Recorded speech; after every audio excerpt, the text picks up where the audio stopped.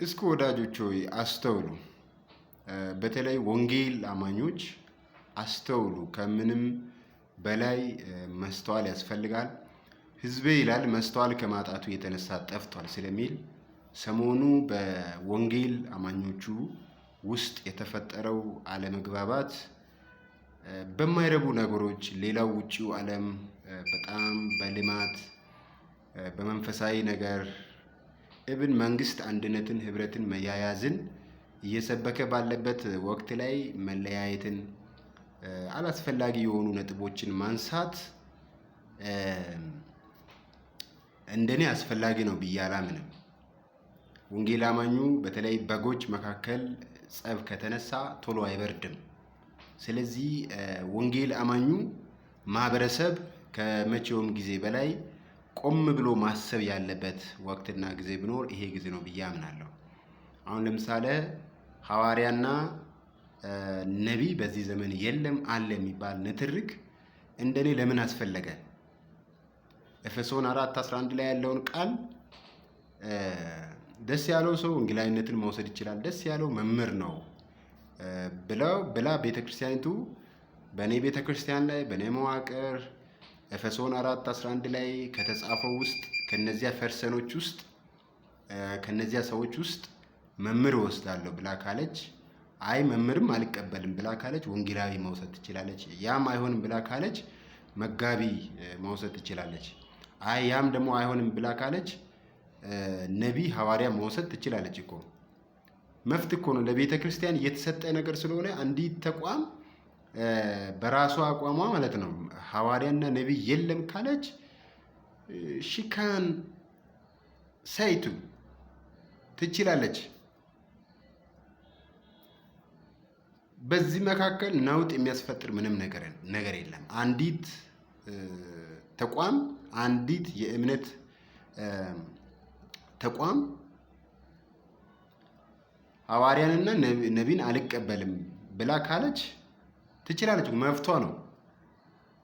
ሌላው ደግሞ አለ የሚለው የሚውሰድ ኃጢአት አይደለም እኮ። ዋናው ነገር በደህንነታችን ላይ በጣም ትኩረት ማድረግ መቻል አለብን። በሐሰተኛ አስተምሮት ላይ ደግሞ አብዛኛዎቻችን ያላወቅነው ነገር ሐሰተኛ ነቢይና የስህተት ነቢይ ለምሳሌ በዶክትሪናል ኢሹ ላይ ስህተት ለምሳሌ ኖስቲዝም የሚባሉ በድሮ ለምሳሌ ኢየሱስ ክርስቶስ ጌታ አይደለም፣ ሰው ለመዳን የሆነ አክሽን የሆነ ስራ መስራት አለበት ለመዳን ብሎ የሚያስተምር አይነት አስተምሮት፣ ሰው መጋባትን የሚጠላ መብላትን የሚጠላ ሰው ጽድቅን ለማግኘት የሆነ ነገር ማድረግ አለበት የሚል አይነት ኖስቲሲዝም ወይንም የስህተት አስተምሮ፣ ስህተትና ሐሰተኛ የሚባሉ ነገሮችን እንኳን መለየት አልቻልንም።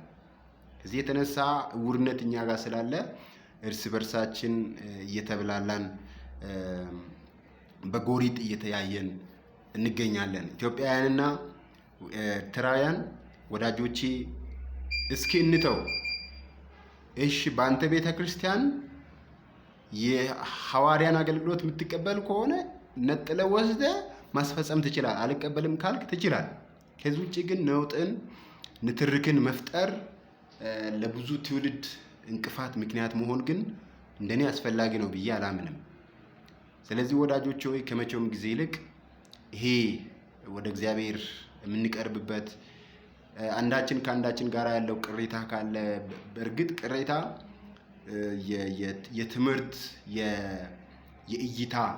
እይታዎች አሉ እኮ ታውቃላችሁ እኮ እይታዎች አሉ። ኢቭንፍ ከሺህ ዓመት መንግስትም ጋር እኮ እይታ አለው። የሁሉም እይታ ልክ ነው፣ ኃጢአት አለበት ማለት አይደለም፣ እይታ ነው። ስለዚህ እይታን ይዘ ቀጥል፣ አስተምር። ግን በደህንነት ስራ ላይ ደግሞ በእውነተኛ አስተምሮት ላይ ስህተት አይኖር። ከዚህ ውጭ እንደኔ ነቢይ አለ የለም የሚባል ነገር በአንድ ወቅት ላይ እነዚያ ነቢያቶች መሰረቱ እነዚያ የአይን ምስክሮች ናቸው። አሁን በአሁኑ ዘመን የለም። በቃ በአንተ በራስ እይታ ቀጥል።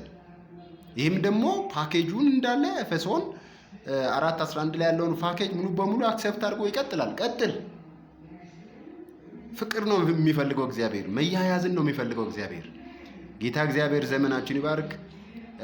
ከመቼውም ጊዜ በላይ ይሄ የንትርክ ወቅት ሳይሆን የልማት፣ የጸሎት፣ የጩኸት ለሀገር ምንጸልይበት፣ ወንጌልን ምንሰራበት ከመቼውም ጊዜ ይልቅ ሰይጣን ይላል ዮሐንስ ራእይ ላይ ከመቼውም ጊዜ ይልቅ ወደኛ ወርዷል። በምን አይነት ሁኔታ? በታላቅ ቁጣ ወደኛ ወርዷል። ይህንን ለመታገስ ለመስራት ተያይዘን ወንድማማች ተያይዘው መስራት አለባቸው እንጂ በጥላቻ አይሆንም። አቅም እያጣን ነው ያለነው። ወንጌልን ለመስራት አቅም እያጣን ነው ያለነው። ስለዚህ ፕሊስ ወደ እግዚአብሔር እንመለስ፣ ንስሐ እንግባ። እግዚአብሔር አምላክ ይባርካችሁ። ይሄ ትምህርት ይሄ ንግግር የተመቻችሁ ሰዎች ሼር፣ ኮፒ ሊንክ አድርጉ። ወዳችኋለሁ። ተባረኩ። ሻሎም